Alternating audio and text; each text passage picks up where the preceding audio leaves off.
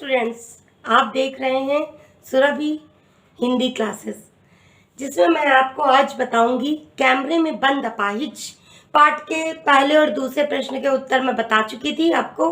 आज मैं आपको तीसरे, चौथे और पांचवें प्रश्न के उत्तर समझाने जा रही हूँ। जैसा कि तीसरे प्रश्न में पूछा गया है कि हम समर्थ शक्तिवान, दो चीजें हैं मुख्य रूप से जो कि व्यंग रूप में पूछी गई हैं, कही गई हैं। हम एक दुर्बल को लाएंगे। कवि बताना चाहता है कि हम समर्थ शक्तिवान तो उस साक्षात्कारकर्ता के लिए है जो साक्षात्कारकर्ता मीडिया वाला, मीडिया का वो व्यक्ति जो अपने कार्यक्रम में एक अपाहिज, एक दुर्बल की वेदना और उसके कष्ट को बेचकर अपने कार्यक्रम की सफलता को व्यक्त करना चाहता है, अपने कार्यक्रम को सफल बनाना चाहता है। उसका उद्देश्य ही यही है कि किसी भी अपाहिज के दुख को, संवेदनशीलता को ऐसे प्रस्तुत किया जाए पर्दे पर जिससे लोगों की सहानुभूति उस अपाहिज व्यक्ति के प्रति हो जाए और ये कार्यक्रम सफल हो जाए। तो यहाँ पर हम कौन है? हम साक्षात्कार करता है जो कि कार्यक्रम को प्रस्तुत कर रहा है, कार्यक्रम संचालक है।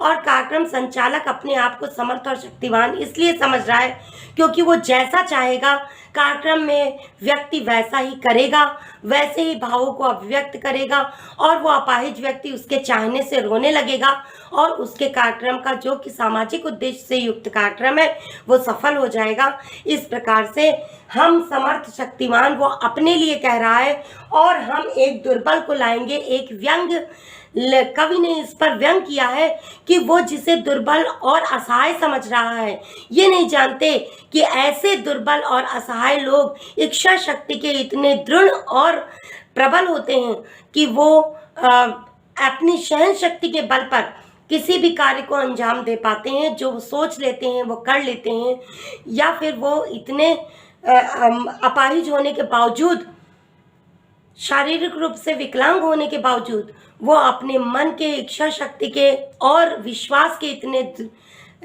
धनी होते हैं कि वो जो इच्छा करते हैं, जो अपने कार्य को पूर्ण करने का प्रयास करते हैं, उसे कर लेते हैं। वरना हम ऐसे बहुत सारे लोगों को नहीं जानते होते जो शारीरिक रूप से अपंग होने पर भी दुनिया में आज अपना नाम कमा रहे हैं। तो ये मीडिया कर्मी की भूल है, जो कार्यक्रम संचालक है उसकी भूल है कि वो ये कह रहा है कि हम एक दुर्बल को लाएंगे। तो हम एक दुर्बल को लाएंगे के पीछे क्या कहने का व्यंग क्या छिपा है कि संचालक जिसे कैमरे में लेकर आया है उसे क्या समझ रहा है? दुर्बल समझ रहा है।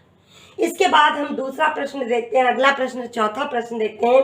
दोनों के एक साथ रोने से प्रश्नकर्ता का कौन सा उद्देश्य पूर्ण हो जाएगा? दोनों के एक साथ रोने से प्रश्नकर्ता यानी कार्यक्रम संचालक का एक उद्देश्य है कार्यक्रम को सफल बनाना, और यह कार्यक्रम है सामाजिक उद्देश्य से युक्त कार्यक्रम जिसमें दर्शकों की सहानुभूति बटोरना ही किसका उद्देश्य है? संचालक का उद्देश्य है। तो ये साक्षात्कारकर्ता जो कैमरे में अपाहिज को लेकर आया है वो क्या चाहता है कि दोनों एक साथ रो पड़े। इसीलिए वो इतने बेहुदा, भद्दे और बेबुनियाद सवाल पूछता है जिसका अपाहिज के दुख, दर्द और वेदना से गहरा संबंध है। और ऐसे सवालों को पूछ कर वो क्या करता है? रुला देता है अपाहिज को, अपंग को, जो कमज़ोर है, शारीरिक रूप से कमज़ोर है, उसे क्या करता है? रुला देता है। और इस तरह से उसके कार्यक्रम का उद्देश्य पूरा हो जाता है। दर्शकों की सहानुभूतियाँ उस अपाहिज के साथ होंगी, उस लाचार व्यक्ति के साथ होंगी। और इसलिए वो कहता है कि हमारा कौन सा उद्देश्य, लेखक कवि ने बताया है कि इस प्रश्नकर्ता का कौन सा उद्देश्य पूरा होगा? कार्यक्रम को सफल बनाने का उद्देश्य, क्योंकि उसमें कार्यक्रम देखने वाला और जो कार्यक्रम प्रस्तुत करता है उसके सामने जो अपाहिज बैठा है, दोनों जब अपनी वेदना को बताते हुए, अपाहिज अपनी वेदना को बताते हुए जब रो देगा तो उसके बाद उस कार्यक्रम की सफलता इसी पर निर्भर करती है कि वो व्यक्ति रो दे और दर्शक भी उसके प्रति सहानुभूति से भर उठे और वो भी रोने लगे। दोनों के एक साथ रोने से कार्यक्रम की सफलता का उद्देश्य पूर्ण हो जाता है।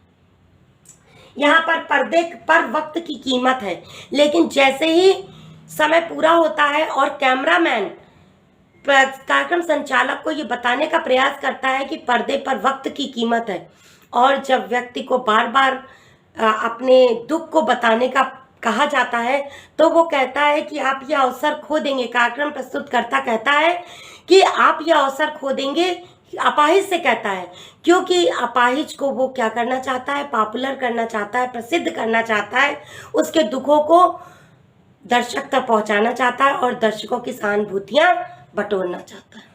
इस तरह से पर्दे पर वक्त की कीमत है कहकर कवि ये बताना चाहता है कि इस प्रकार के व्यावसायिक कार्यक्रम केवल और केवल रोजगार परक होते हैं, व्यवसाय परक होते हैं, और ऐसे कार्यक्रमों का उद्देश्य सिर्फ और सिर्फ पैसे कमाना होता है।